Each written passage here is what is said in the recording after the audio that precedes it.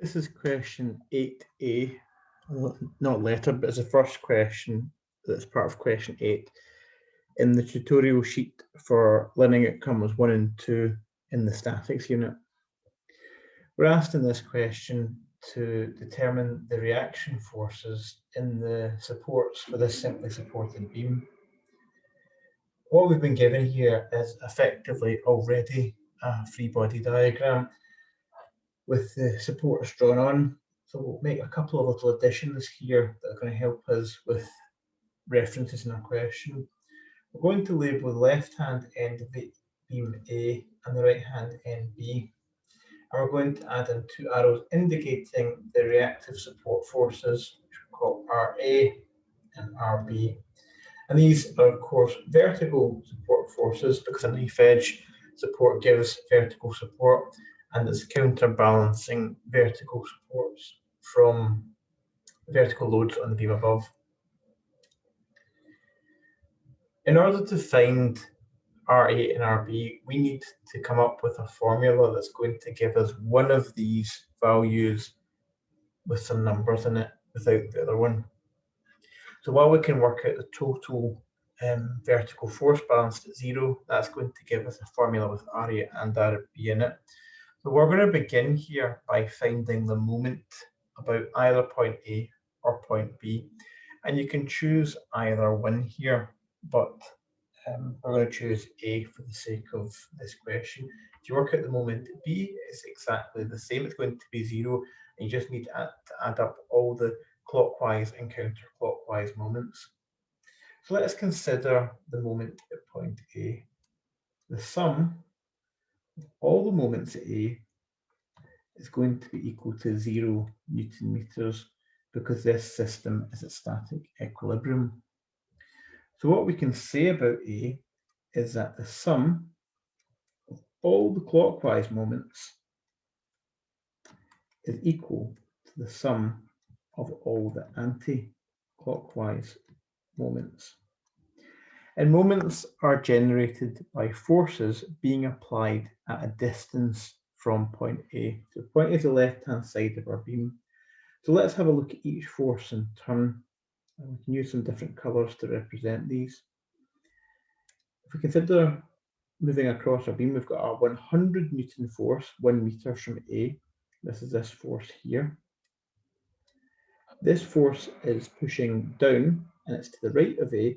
So this is going to be a clockwise moment acting from the perspective of A. If we now go further along the beam, we've got this 50 Newton force here acting down, and again it's to the right of A and acting down, so this is going to be another clockwise moment from the perspective of point A.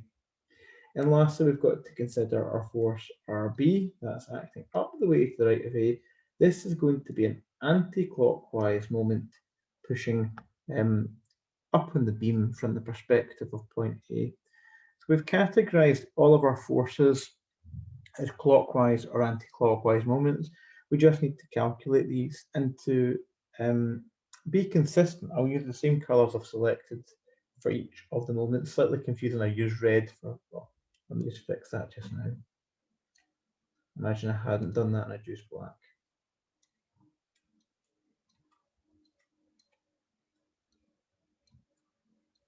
There we go. So each colour now can corresponds to one of the forces that provide a moment when we're at point A. So clockwise, we have a 100 Newton force, and the distance from A is 1 metre. So we'd have 100 multiplied by 1. Then we have a 50 Newton force, and that distance is, well, let's have a look here. It's 1 plus 2 is equal to 3 metres, because 50 Newton force is 2 metres on from the 100 Newton force, and that's 1 metre from A. So we multiply this by the total distance from A all the way to the 50 Newton force. So that's 50 times 3. That's where I'm getting that 3 from. And this is equal to the sum of all of our anti-clockwise moments. Well, we only have one force providing an anti-clockwise moment. That's the force RB. And the distance from A to B is the full length of the beam, which is 1 plus 2 plus 1 is equal to 4 metres.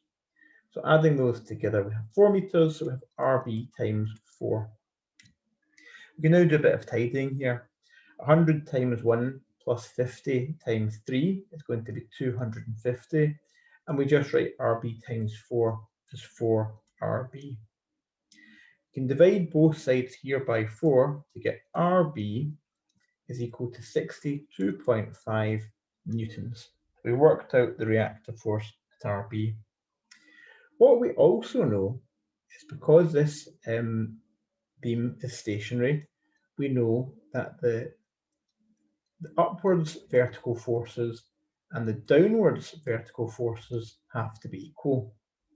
So we know our upwards vertical forces are RA plus RB, and our downward forces are 100 plus 50. To this, we can now say, well, we'll have RA plus 62.5, which we've just calculated, is equal to 150, because that's the sum of 150. So to find RA, we subtract 62.5 from 150, and that gives us 87.5 newtons. And that gives us the answer to this question. The reactive force at point A, the left-hand side of the beam, is 87.5 newtons. The reactive force at point B, the right-hand side of the beam, is 62.5 newtons. And as I said at the beginning, you could have worked out the moment from point B's perspective and got the reaction force at A that way and found RB by subtracting that RA from 150. The question works in either direction. This is just the way we've chosen to solve it here.